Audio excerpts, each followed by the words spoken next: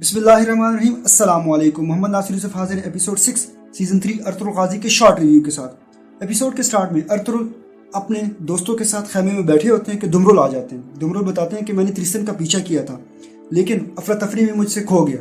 Abdurrahman पूछते हैं कि बाप्तिज़ी यहया कौन हो सकते हैं। अर्तुगरुल कहते हैं कि ये सिमन होगा क्योंकि उसके पास असलहा वाले सिपाही हैं। अगर सिमन नहीं है तो ये बाप्तिज़ी यहया के नीचे काम कर रहा है। मेरे साथियों तैयार हो जाओ, हम जंग की तैयारी करेंगे सिमन के खिलाफ। उधर सिमन के पास वो मुसलमान ताजिर आते हैं और उसको बताते हैं कि आज त्रिसन का पीछा किया जा रहा था। फिलिप कहते हैं कि ये कौन हो सकता है। सिमन कहते हैं कि अर्तुगरुल होगा और मुसलमान ताजिर ये तुम्हारी जिम्मेदारी है, अर्तुगरुल को हम खत्म करेंगे। जानदार अपने खैमे में अपने बच्चों के साथ बैठे होते हैं और गुस्से में होते हैं। कहते हैं कि पहले औराल और अब असलहा ने मेरे मुंह पर थप्पड़ मारा है और अब मैं ओहदे चेंज कर रहा हूँ। औराल कबीले के लोगों की हिफाजत और तजारत का काम संभालेंगे, चौलपन कालीनों का काम संभालेंगे। असलहान से सारे ओहदे लिए जाते हैं सिवाय कबीले की सफाई के, जिस पर असलहान गुस्से में कहती हैं कि मैं इसकी भी काबिल नहीं हूँ। औराल कहते हैं कि टोकटमिश की जगह किसको रखेंगे, जिस पर जानदार कहते हैं कि वो आलियार को रखूंगा मैं। ये सुनकर असलहान खुश हो जाती हैं जबकि औराल थोड़े से परेशान हो जाते हैं। आलियार कहते हैं कि मैंने तो पढ़ाई के लिए वापस कायरा जाना है, जिस पर जानदार उसे कहते हैं कि नहीं, अब तुम यहीं पे रहोगे, हमारे साथ मरोगे और हमारे साथ ही जियोगे। जानदार उसे कहते हैं कि कल मैं कुछ खास फैसले तुम्हारे साथ लूंगा और तुम बाजार भी जाओगे अपनी कमान संभालने के लिए। आलियार अपने खेमे में जाते हैं तो असलहान को बताते हैं कि मैंने टोकटमिश की लाश देखी थी, उसको मुआयना किया था, उसको किसी ने जहर दिया है और इसमें लाजमी मेरे भाई का हाथ होगा। इस पर वो भी कहती हैं कि मुझे भी उस पर शक है। सिमन के पास एक कबूतर आता है और एक खत लेके आता है। एक बंदा उसको खत पढ़ के बताते हैं और उसे कहते हैं कि अर्तुगरुल ने ही पेट्रोशिया और टाइटस को मारा था और हमारे सलेबी सिपाहियों को मारा था, यही सुल्तान का जासूस है। सिमन कहते हैं कि मुझे उस पर पहली शक है और अब उसको खत्म करने का टाइम आ गया है। तुर्गुत के काफिले पर बातूहान और उसके सिपाही हमला करते हैं,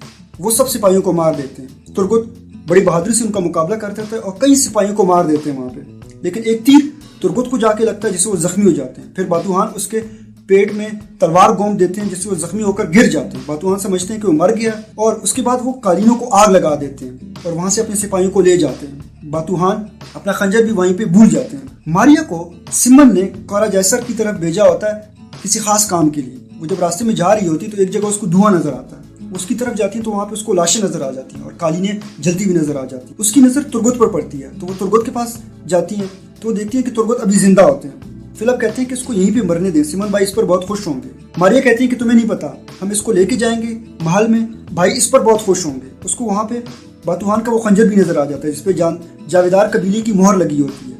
ये देखती मारिया और भी खुश हो जाती है कि अब तो भाई मेरे से और भी खुश होंगे। वो फौरन उसको महल में लेके आते हैं। सिमन वाकई में मारिया से बहुत खुश हो जाते हैं और उसकी बहुत तारीफ करते हैं। उसके बाद फिलिप को कहते हैं कि तुम जाओ अर्तुगरुल को बताओ कि उसका एक सिपाही मेरे पास जख्मी हुआ पड़ा है। एक को कहते हैं कि तुम जाओ वहां से लाशें लेकर यहाँ पे आ जाओ। उसके बाद मारिया को कहते हैं कि अब औराल हमारे हाथों में है और अर्तुगरुल भी, दोनों को हम आपस में लड़ाएंगे और उस पर वो बहुत खुश हो जाते हैं। औराल अपनी एक दोस्त की दुकान पर जाते हैं और उसे तोहफे में जूते देते हैं और उससे पूछते हैं कि बाजार के हालात के बारे में बताओ।